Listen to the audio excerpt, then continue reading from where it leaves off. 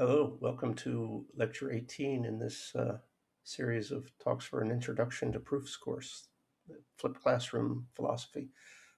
We're going to be covering section 3.5 from A General Introduction to the Art of Mathematics today. 3.5 is about proofs by cases and by exhaustion.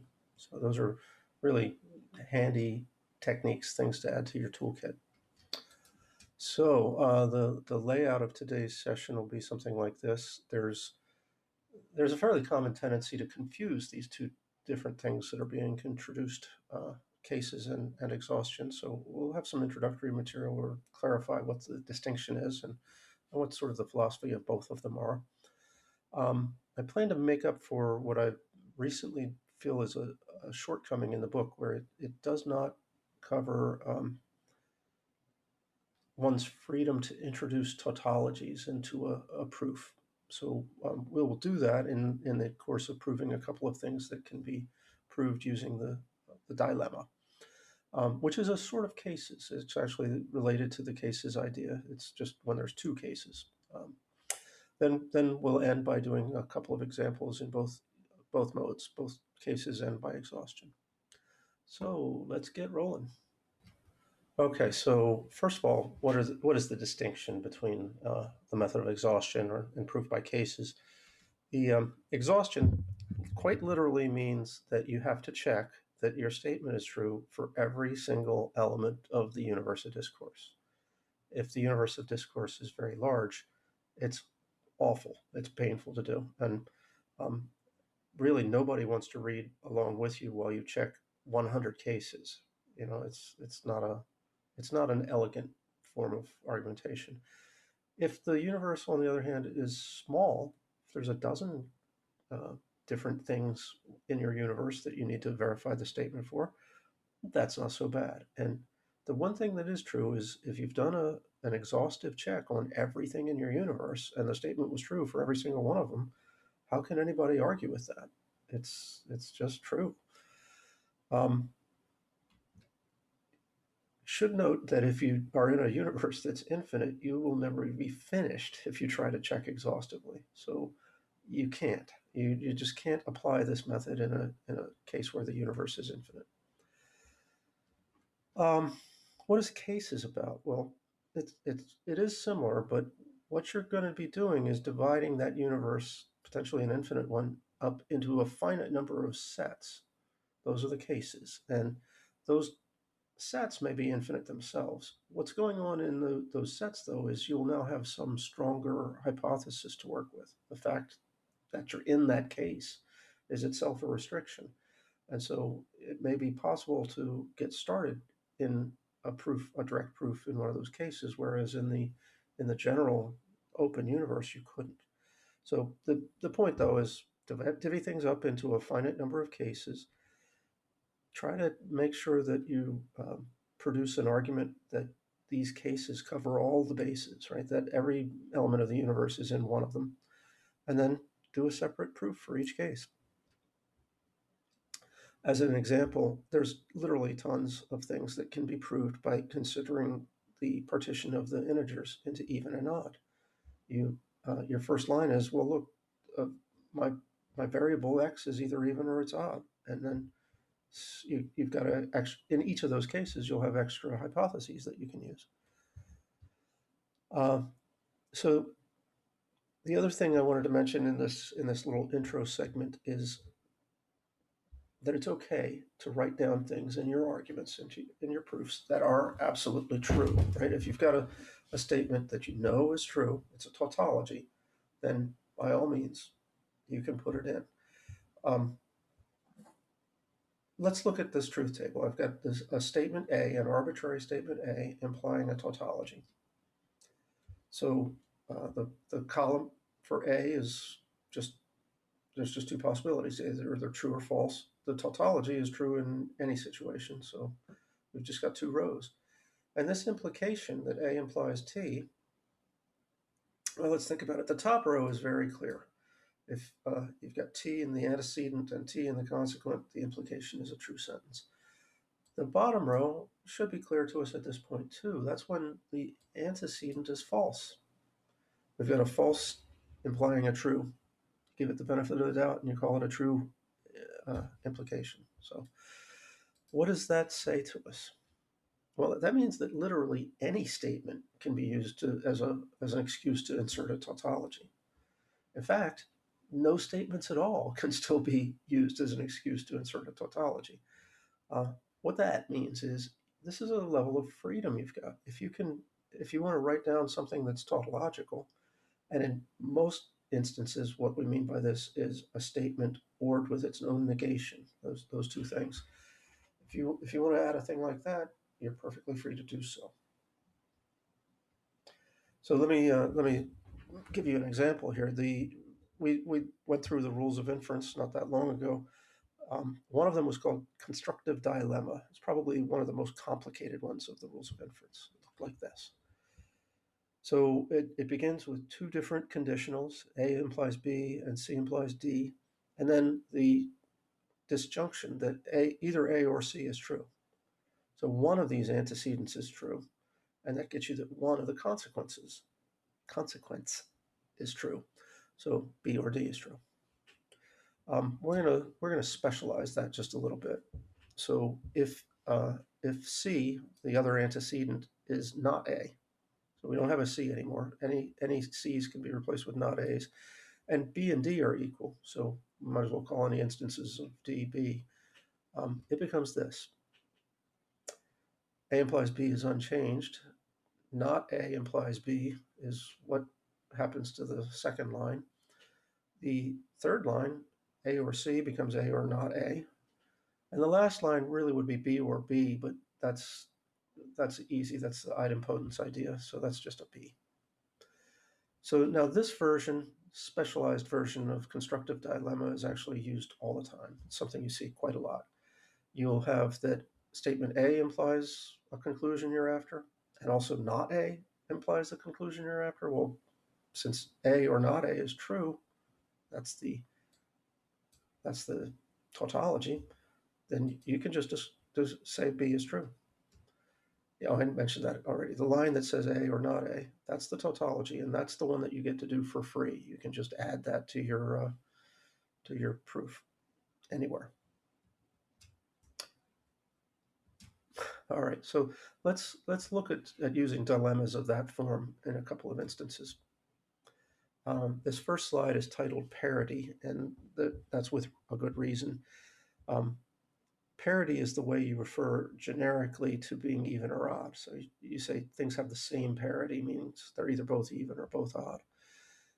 And for instance, x squared and x have the same parity. So that is actually a quick way to see that the sum of a square of a number and that number itself will always be even, because they're either both even, so even and even is even, or they're both odd, and odd plus odd is even. I just want to present to you a formalized version of basically the argument I just went through. So we'll unveil this line by line. That line is not very surprising. That's the sort of standard boilerplate language we throw in to start a direct argument. And this, well, that's me introducing a tautology. Note that x is either even or odd. Yeah, so it's one or the other, and so that statement is sort of, very clearly true. That's the kind of thing that it's okay to add to a proof. Something that definitely is true, you can add. So where do we go from there? Well, the next two sentences are going to be the implications in the constructive dilemma. I've actually taken things slightly out of order. We usually, in the form of the thing, we put this statement ORed with its negation at the end, but it doesn't matter. So long as all three of the premises in that argument form are there, then you can deduce the conclusion. So when x is even, x squared plus x is the sum of two even numbers, hence it is even. Even plus even is even, and by that. When x is odd, x squared plus x is the sum of two odd numbers, hence it is even. Both of these actually were homework problems in section 3.1. So I hope you did your homework, because then we get to use this. If you haven't done the homework, now you still have to talk about, when x is even, there exists a k such that x equals 2k and go through all that rigmarole. But if you've done the homework already, you can get to say these simpler statements like this. So if you haven't done that yet, go back to the exercises in 3.1 and give them a try. They're all actually at this level. You'll find it very easy if you go back to them. You should get through them. What do we conclude from this? That x squared plus x is even, because both tracks, as it were, lead us to that number being even. And the first sentence is saying that one or the other of those tracks has got to be applicable. So we get to throw a QED on that. All right, another proof that works very nicely by dilemma is something we needed a little bit ago. We were doing the formula, the arithmetic geometric mean inequality. We needed to know that the square of any real number was always greater than or equal to 0 in that. And again, that was a tautology I'd like to be able to insert. So let's look at a dilemma proof of that. No surprise there, your standard first sentence. Here's the introduction of a tautology. Note that either x is greater than or equal to 0 or it's less than 0. So that's a dichotomy. I've split the universe into the universe is real numbers, right? I've split it into two options: the negative numbers here, and 0 and the positive numbers there. The title of this slide is trichotomy, which is another way to think of this is you can split the real numbers into three parts, with 0 playing this sort of special role in the middle, but then the negatives to one side and the positives to the other. I'm only using a dichotomy right now because that's the way the constructive dilemma was laid out. We can argue by cases and do a trichotomy approach to this result, and frankly, it'll be a little bit smoother. But let's continue on the track here. Suppose x is arbitrary, and note that it's either greater than or equal to 0 or less than 0. Now we're going to look at the implications of both of those options. When x is greater than or equal to 0, it's very clear that x squared is greater than or equal to 0. I hope that's clear. How do you get the second inequality from the first? What algebraic trickery is going on there? You're multiplying both sides of that equation by x. And since x is greater than or equal to 0, that's not going to change the direction of the inequality. Okay, because you're talking about either 0, in which case you have 0 on both sides. It doesn't matter what direction the arrow goes in that way. But if x is actually positive, multiplying by a positive thing doesn't affect the direction of a inequality sign. So that second inequality really does follow from the first. If you wanted, you could include a little phrase to explain why, but I think it's clear enough. How about this one? When x is less than 0, then it follows that x squared is greater than 0. I'm really doing the same thing, multiplying an inequality by itself. X times x, 0 times 0. So we get x squared on one side, 0 on the other. But notice that the inequality has changed directions here. Why? Well, we were multiplying by a negative number. Actually, that's probably the better way to think of it. Multiply both sides by a negative number. You'll switch the inequality. The 0 will still be a 0. The other side is x squared. And okay, here's a better way probably to tell it to people. We know this. The product of two negative numbers is positive. That's what that's saying. The two numbers are both equal, but still.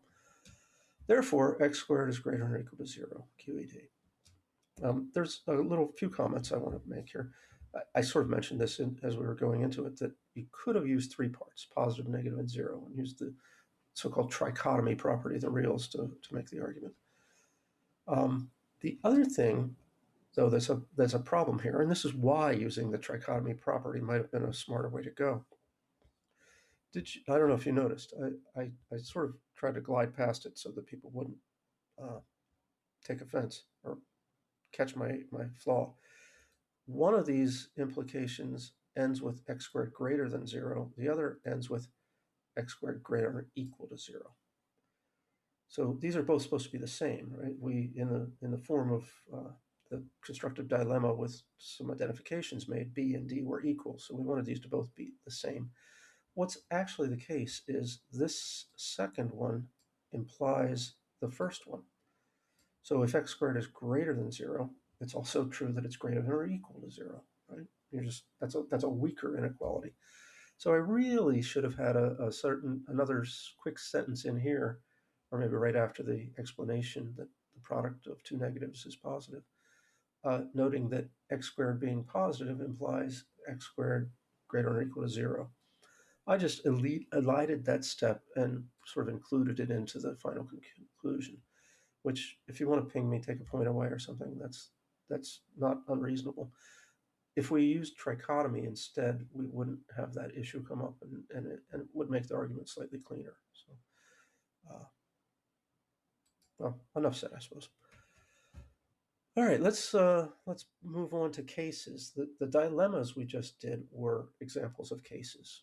Proofs by cases can involve more than just two cases. Dilemmas are the situation where there's just two, but you can have 3, 4, 19 cases. It is generally good to keep the number of cases under control if you can, but I know a particular proof that in the area called graph theory, where the number of cases was 1,600 and something, and they had to use computers to keep that all under control to investigate the cases. That was the proof of the four-color theorem. So that's an extreme. I don't think too many other proofs have that many cases, but it happens. So here's an example we're going to run through. But first we want to explore it a little bit. It's an example about what happens to the values of squares if you reduce them mod 4. And it's saying it there on the slide. It's never 2 or 3. Numbers reduced mod 4 are either 0, 1, 2, or 3, but 2 or 3 are out. So it's just 0 and 1. Okay, so do you want to do a little experimenting to convince us of that? Let's see. To pick a random number, how about 11? If I square 11, I get 121. And you might recognize 121 as being 1 greater than a multiple of 4. If you divide it by 4, you can see that in the numerical result, that it comes out to be 30 and 1/4, right? 30 is the quotient. The 0.25 is actually your remainder divided by 4, so 1/4 is good. What I'm basically claiming is on the calculator you can spot that this theorem we've written down is true if every time you write a square down, or every time you see the square of an integer and divide it by 4, you get something that ends either in nothing or 0.25. So try something else, like 14 squared. Divide that by 4. Comes out perfect, 49. 13 squared. 169. Divide that by 4. You get 42 1/4. Now, that's a little bit of evidence. I can see quite a bit more evidence by putting in, well, actually it's already in my calculator, x squared divided by 4. In other words, get the table to show us what the values of x squared divided by 4 are. Let's look at a table. Do you notice how, why is my table starting at 38? I don't know. But every other one is a whole number, and the ones that aren't whole numbers end in 0.25. And that's, I didn't game things here. That's true all the time here. Let's change the table setup so we start at 0. You want to see, believe me, right? Then whole number ends in 0.25. Whole number ends in 0.25. Whole number ends in 0.25. It seems to alternate, in fact, doesn't it? So, okay, little experimenting to give us the sense that this indeed is true. That's kind of in the spirit of our last lecture where we talked about developing our lie detector, getting in the habit of checking out statements before we jump into trying to prove them. Okay, so a point, there's at least two ways that we could talk about the cases that we're going to look at. What cases might those be? Well, the statement is about n squared's value mod 4. So using the same four cases that you get from thinking about mod 4 seems like a reasonable way to go. But notice that we'll be talking about n mod 4, not n squared mod 4. The cases need to be concerning something we actually know something about. We don't know in advance what n squared's value mod 4 are. In fact, we're trying to argue that its values are either 0 or 1. So we can't start by making assumptions about that. Rather, we should start by making assumptions about n. Okay, so the two ways we can do this are to say the value of n mod 4 is one of these numbers, 0, 1, 2, or 3, or we can use the quotient remainder version of things and say n is of the form, I wish I had said 4q plus r, but anyway, I didn't, 4q plus k, where k is in that same set, 0, 1, 2, or 3, because k would be the remainder, and that's what n mod 4 refers to too. We can use either of those languages to talk about the cases we're doing. So which of those languages have I chosen to use? The latter. I've said in the statement of the theorem, for all n, there exists a q such that n squared either is equal to 4q or n squared is equal to 4q plus 1. All right, so let's, without further ado, look at the proof of this. Any proof by cases should probably start with a little preface that explains to the people that are reading your work what you're doing. In this case, we're going to consider 4 cases. If the cases are from one of the very well understood scenarios, like quotient remainder theorem, you don't have to do any more work. But if your cases are unusual in some way, you do need to argue that they are complete, that the cases cover all the bases, all the possibilities for the universe that you're dealing with. So since we're talking about quotient remainder theorem and dividing by 4 is well understood to have remainders 0, 1, 2, or 3, we don't really need to say that's tough. But we do need to at least clue people in that we're about to jump into looking at cases. I like to have a numbered list for my cases. You don't need to. I also like to sort of parenthetically at the front of my case tell the reader what case they're dealing with. So this is the n equals 4k case. And let's read through it. When n is equal to 4k, we have n squared is equal to 16k squared. That's just algebra, which is equal to 4 times 4k squared, also just algebra. We factored out a 4. And then it says, since 4k squared is an integer, we have n squared equals 4q with q equals 4k squared. Feels like a little repetitive, but is it really true that we know 4k squared is an integer? Because it really needs to be an integer if it's going to fit into the quotient remainder theorem form. Well, sure. It's the square of an integer multiplied by 4. It's the product of nothing but integers, and the integers are closed under multiplication. So we're good. And the conclusion we've come to at the end is that n squared looks like 4q. Now, that was one of the options. We either need to show something looks like 4q plus 1 or that it looks like 4q. Because those were, let me back up. You'll see it. No. Wait, I just hit the wrong thing. There it is. The options that are in our conclusion is that either n squared is equal to 4q or n squared is equal to 4q plus 1. So if we get to either of those in all of our cases, we'll be set. All right, so we just did that one, and here's number 2. Now that's when n is of the form 4k plus 1. Just putting that up front. When n equals 4k plus 1, we have n squared is equal to, where'd that come from? That's just the infamous FOIL rule applied to 4k plus 1. First times first gives you 16k squared. Outer times outer and inner times inner are 8k total. Each of them is 4k. And last times last is 1. And then it's not too much work to realize you can rewrite this in the form of 4 times a number plus 1. Because the 8k and the 16k squared both are divisible by 4. Then same idea. We're going to say, since that part that's in parentheses right there, 4k squared plus 2k, Since that's an integer, we have written n squared in the form 4q plus 1, with, in particular, the q is 4k squared plus 2k. Now it's starting to get a little hairier.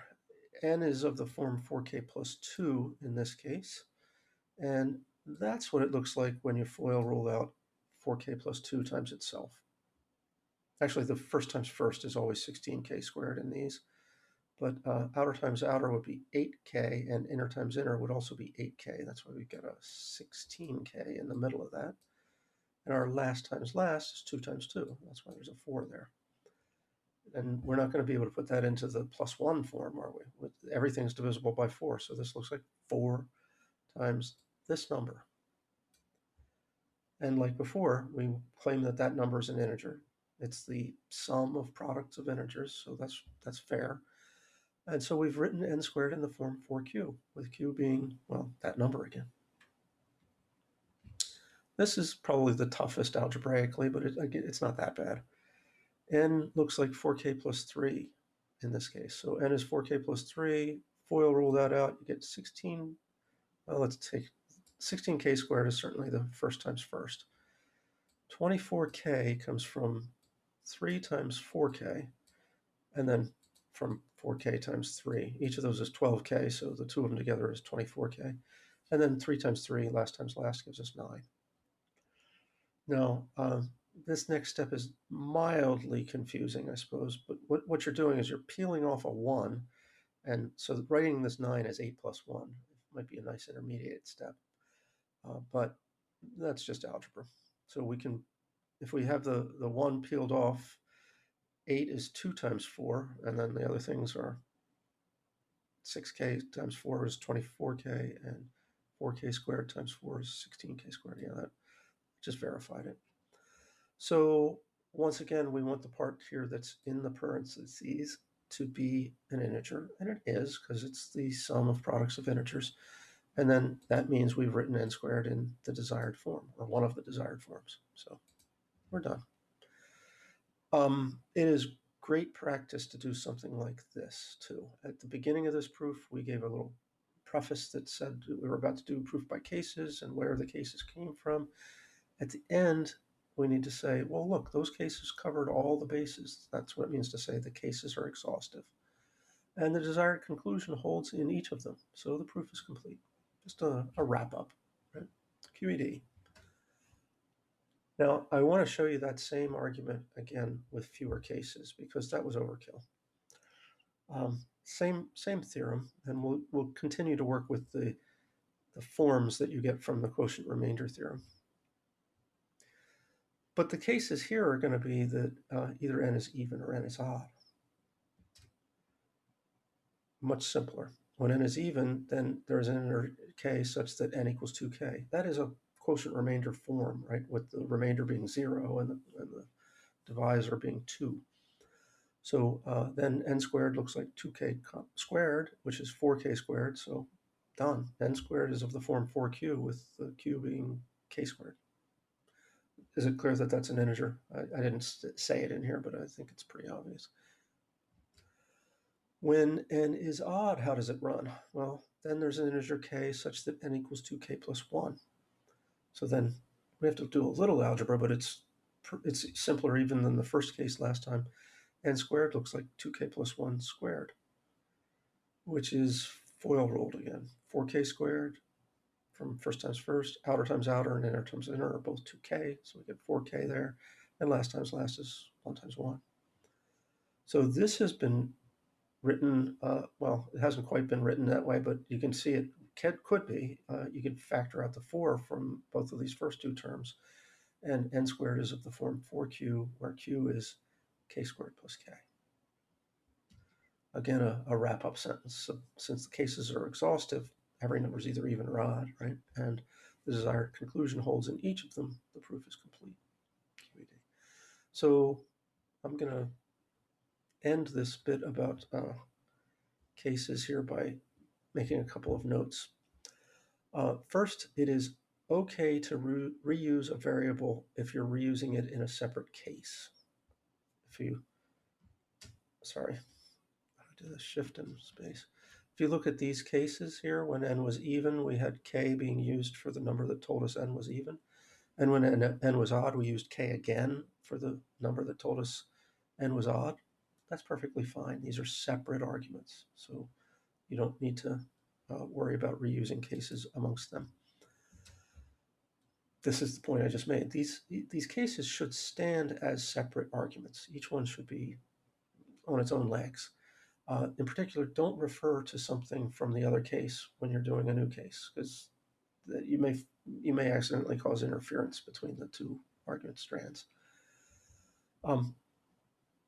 Definitely try to do what we just did, which was to go from 4 cases to only 2. Try to find a simpler way to argue, because the fewer cases you have, the easier the argument is going to be to follow, and so the prettier. I mean, it certainly is better to have 2 than it is to have 4. And if you can do 2 versus 16, absolutely. People who are trying to read you going through 16 cases are going to not be happy with you. But if the same thing can be done with 2, they'll suck it up and get through. This is a quote that I really enjoy. I think it's funny. Everything should be made as simple as possible, but no simpler. Get it as simple as you can, but don't try to go more simple than it's possible to go. Which means that if it turns out you need 8 cases, then just suck it up and use 8 cases. Don't make the pieces of the argument ridiculous in order to get down to fewer cases. It might be better to have a pretty banal checks in the cases, but more of them than it would be to use fewer cases and have to go nuts on making each case come out. So the last thing in here in the notes is that you will certainly start reading things in textbooks and journal articles. If you read things like the College Math Journal, I really recommend that, by the way. That's got articles in it typically written by students, and the editors are very careful about making all the proofs accessible for undergraduate students. So it'll give you a first foray into reading serious mathematics. In such settings, though, in textbooks and in journal articles, people will often use this phrase. They'll say the proof goes by cases. These are the cases we're going to use, and if necessary, they'll prove that the cases are exhaustive.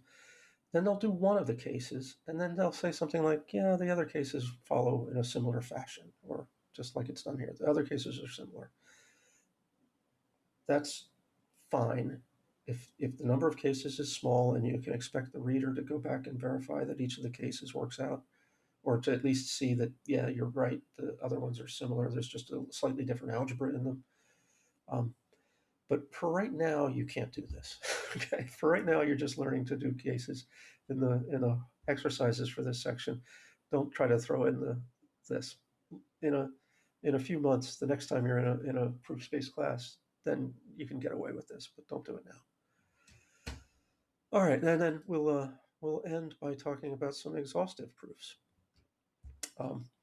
This is not standard terminology, but I like to think of exhaustion, proofs by exhaustion, as either being natural or somewhat artificial. And what I mean by that is, when the universe of discourse is actually finite, then it's natural to do a proof by exhaustion. But there are some times when people do proofs by exhaustion, and it's an artifice. So I mean situations where the universe of discourse is not finite, but we've got some statement that we actually believe is true, and maybe people have used computers to check it for millions of cases, and so it's known up to a point.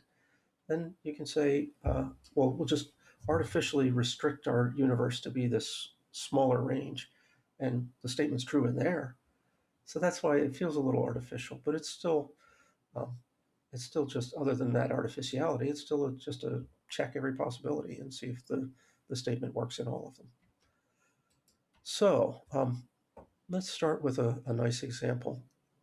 This is a classic puzzle. It started, I think, in 1870, according to the Wikipedia article I read.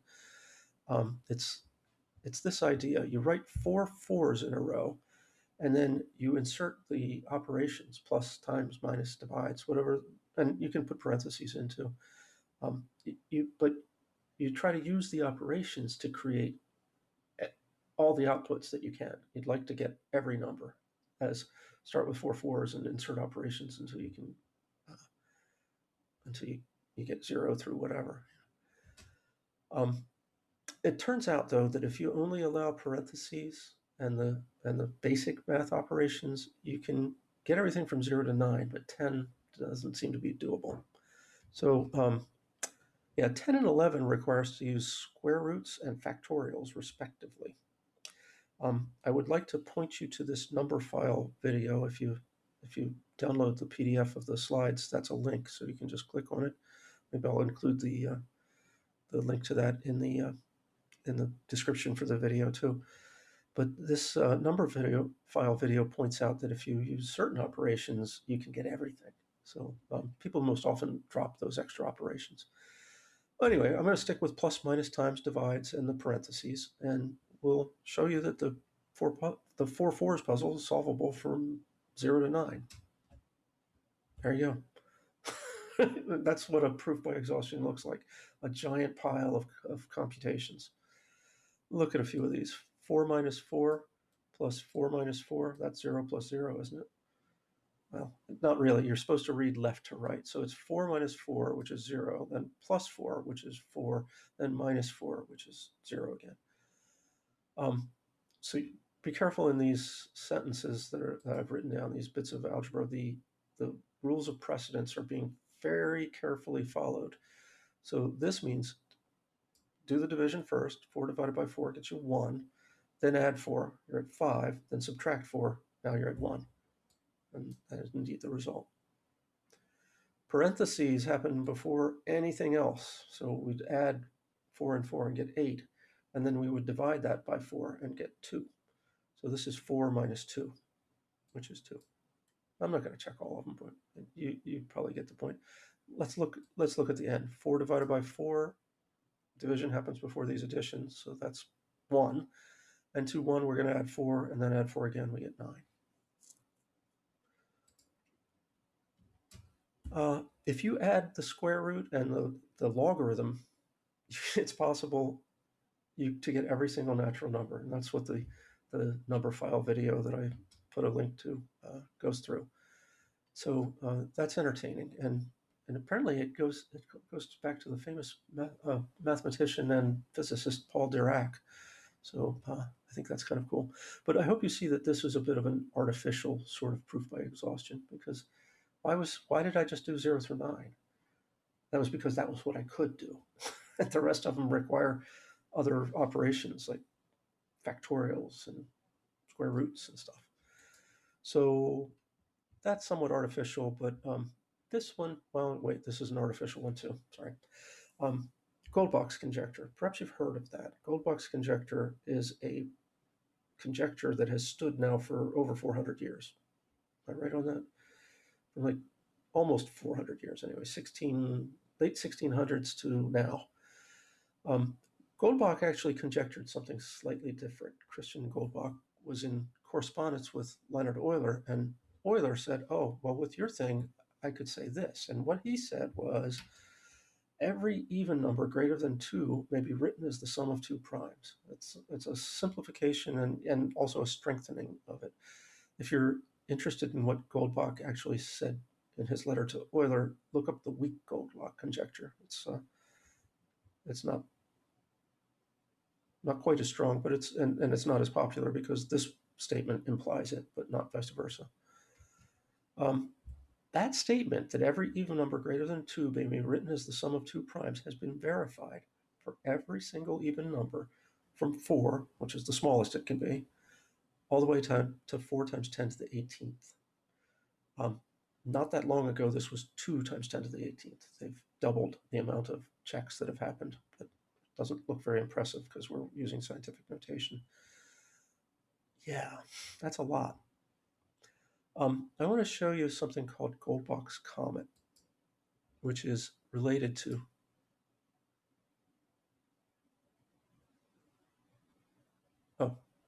think that's underneath. No, it's not. Why is my web browser?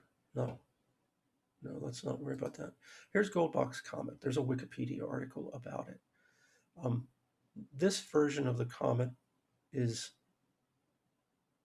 interesting because it's been colored, but basically what is being plotted in this thing is at each even number, we don't just check that it's expressible as the sum of two primes. We figure out how many different ways it's expressible as the sum of two primes, and we plot that. So the fact that this comet is well up above the x-axis means that most of these numbers can be written as, sums of primes 20 times or more. Only down here near the origin do you have things that are only expressible in a few different ways as primes.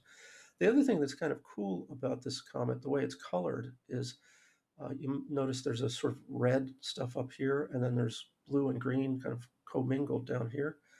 Well, the blue and the green correspond to 1 mod 3 and 2 mod 3, and the red is 0 mod 3, which, because these numbers are also even, really comes down to 1 mod 6. Actually, it says it in here. 1 mod 3. Yeah, so the blue points are a multiple of 6 plus 2, or 6q plus 2. The green points are 6q plus 4, and the red points are just 6q. So it apparently lends some advantage to a number. If it happens to be not only even, but divisible by 3, you can express it as the sum of primes in more ways. It's hard to understand why. The reason this is called Goldbach's comet is worth mentioning. There's currently, as I'm doing these videos, there's a comet in the sky called Neowise. And I'm hoping we can get a nice image of the comet. Let's see if this is a beautiful one. It's on Wikipedia, so I will open it in a new tab so we can see it big. When you have comets that draw near the sun, what happens is the heat of the sun begins evaporating stuff that's on the surface of them. And you always get, do you see the two different tails that the comet has? You always get this effect. There's a dust tail and there's a gas tail. So gas, gets formed on the surface and blown away by the solar wind at very high speeds. So that tail looks more or less straight. Dust, on the other hand, is particulates, little bits of matter that get picked up by the solar wind and slowly accelerate away from the comet's nucleus. But the gas tail is like a straight line. The dust tail is somewhat curved. Do you see why they wanted to call this thing Goldbach's comet? Because of the two different components to the tail. It turns out, actually, there's one example of a comet that's apparently had 6-fold tails. There was 6 different things visible in it. And if we follow the link here from the Goldbach's comet article to the full Goldbach's conjecture article and look in the media for this, I looked in the wrong media for this, sorry. Here's the one that sort of talks about the Goldbach numbers. There's a version of this where they have, that's actually lower resolution than the one I was just looking at, but this one is extremely high resolution. This is the Goldbach comet plotted from 0 to 1,000,000. And you see those tails that we were looking at, we saw just 2 pieces. They have within them internal structure. So there's interesting stuff going on. These are very intriguing patterns. But I'm only showing you this because I wanted to make you familiar with Goldbach's conjecture, because it's worth $1 million. If you solve Goldbach's conjecture, there's a prize. I think there's still a prize. It was offered around the turn of the century. So I believe it's still. I know it hasn't been solved yet. So unless the people that were offering the prize have reneged, it should still be there. The Goldbach comet version of things is just saying this plot never has another spot on it where the plot hits 0 again. well, I shouldn't even say again, we can't see it down there, but the smallest value in there is when the number is 4. So I guess n is 2 and 2n is 4. And that's expressible once as the sum of 2 primes. So the smallest value on the thing is 1. And after that, you get numbers that are much larger. All right, let's get back to our slides. And maybe I should kill off this commentary stuff. So I'm going to do an exhaustive proof for you that Goldbach's conjecture is true for 2n running between 4 and 20. Here's the exhaustive proof. This is one of the artificial ones, and in fact, it's sort of silly because it's already been proved up to 4 times 10 to the 18 power, but there you go. Every one of those numbers that's even could be broken up into 2 prime numbers so that we add the 2 primes and get the even number.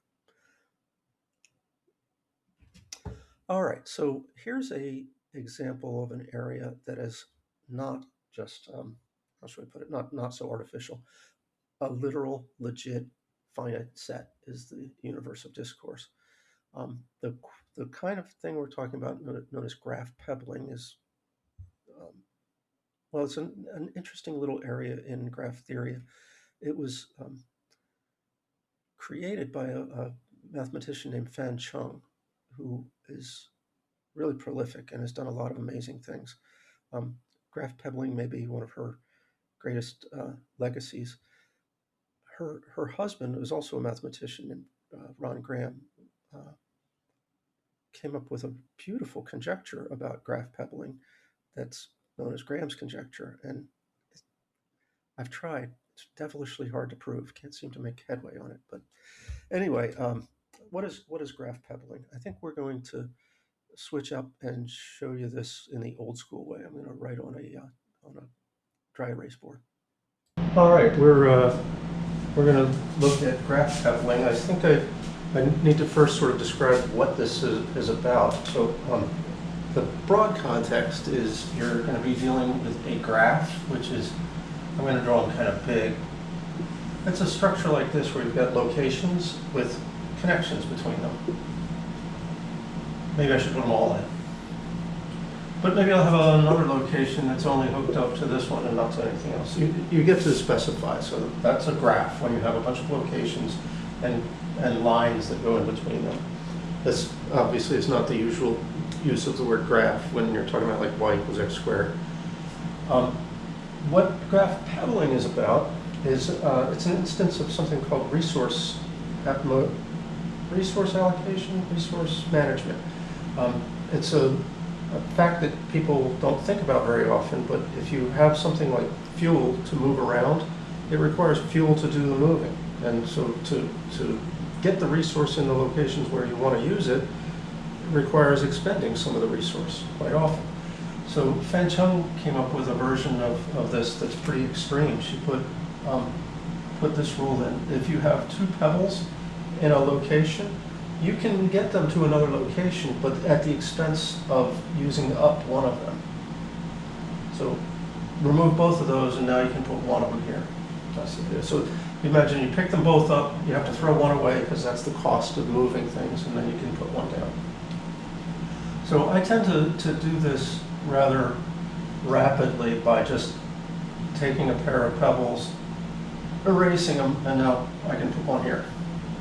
And I can put that new guy only at those the places that are connected to the one that I just removed it from. So I can take 2 off of there and put 1 here, but I can't put them over here. Those guys are not connected. They're not connected by a single edge.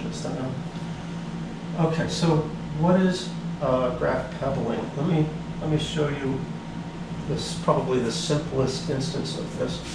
It's to figure out a number, they call it the pebbling number, that if you have this many pebbles on your graph, you're guaranteed to be able to kind of do the job, get things to any of the locations. So, for instance, I think the graph pebbling number for this graph would be 3. If I had 3 of them and I distributed them like that, everybody's got a pebble on them, so we're done. But if they weren't like that, suppose 3 of them were distributed like this, 2 in one location, 1 in another, I'm still done because I have the graph pebbling move, right? I can take 2 of those guys away and get a new one here. So the idea is that you want to have enough so that no matter how they're distributed, you'll be able to guarantee that anybody, any final location will end up with pebbles on it. Not to say that this one now can't, but I was sort of concentrating on that spot because it was previously empty. If we were worried about this location that had the 2 on it already, I wouldn't do anything. You know, I'm already finished on that guy. All right. So so I think 3 does the trick. Is there another way that we could have 3 pebbles on this graph? Yeah, we could have 3 of them all in the same spot. But that's easy too, right? Use 2 of them to get to here or 2 of them to get to here, it doesn't matter. You can cover the ones that haven't got any pebbles on them from here. There's something about powers of 2 in this business, which I think is kind of interesting to see. If you have a graph that's got a chain of positions in it, I think that's probably enough. If I want to have a whole bunch of pebbles over here and end up being able to get something down to there, you can sort of think about it in reverse. If I had 1 here, well, I would have needed to have 2 there. And to get 2 here, I would have needed to have 4 here. So how many did I need here? I don't have quite enough. I need 8 here in order to get 8 here will get me 4 here, which will get me 2 here, which will get me 1 there. So there's some interesting patterns that you see in graph pebbling. So a proof by exhaustion of a graph pebbling number is simply to look at all the possible layouts of pebbles on a graph. So we had originally this graph with 3 nodes, those are called nodes, and I claimed the graph pebbling number for this was 3. What are all the possible ways of putting 3 pebbles on this graph? That's our universe. I think rather than making these drawings over and again, I'm just going to do it with some diagrams with numbers in them. So one possibility is ones like that, 3 ones at the nodes of the graph. Another is 2 and 1 and none. A third is 3 and 0 and 0. And each of these, I should point out, each of these could be rotated, and you'd get another one that was really the same as far as this question was concerned. So we do often restrict or make the universe smaller by eliminating symmetries. Let me point it out. If I had something that had a 3 down below and a 0 there and a 0 there, that's really the same layout as far as this problem is concerned. We can use a symmetry of the graph, just rotate it in place, and you get the same thing. So our universe in this case is just those 3 things. If you wanted to not do the symmetry business, then you would have, let's see, this guy would have 3 copies, this one guy would have 6, because not only could the 0 be in any one of 3 positions, but we could interchange the 1s and the 2s. That one is just by itself. So we've either got a universe with 3 things in it, if we allow for symmetries, or a universe with, what did I just say, 10 things in it if we want to skip the symmetries. So the Giant book asks as an exercise for you to figure out the pebbling number of this graph. It's called C5 because it's cyclic. It has it looks like a pentagon, but the way these connections run is sort of unimportant. It's just the fact that there is a connection. So this graph C5, you might as well think of it as a circle. I believe the pebbling number for this guy is 5. It's certainly the case that if I had 5 pebbles at one of these locations, I'd be able to reach any of the other ones. 2 of them would be enough to get to either this one or this one. 4 of them would get us to the one too distant, and I could go this way or this way. So 4 would seem to do the trick. But if you only had 4, remember this is about all the potential ways pebbles could be distributed on this graph. One possibility is that there'd be 1, 2, 3, 4 things isolated. And this is what's called immobile. You can't get anywhere because you always have to have 2 pebbles to get started with a motion. So, and that guy, since nobody can move, you're never going to be able to get a pebble to this unoccupied spot. So 4 is not going to do it, but I believe 5 does do the trick. If we had 5, then we're done. Now, one thing that we can do for the universe here is to realize anytime that we've got a location that's got 4 things on it, we're already done. So we don't need to consider things in the universe. Or maybe we make an argument quickly that deals with those. But we can restrict our universe to arrangements of numbers on these 5 positions around a pentagon that add up to 5 and don't have any 4s amongst them. 4s amongst them wouldn't be so big a deal, would it? It would be just a 4 and some other 1.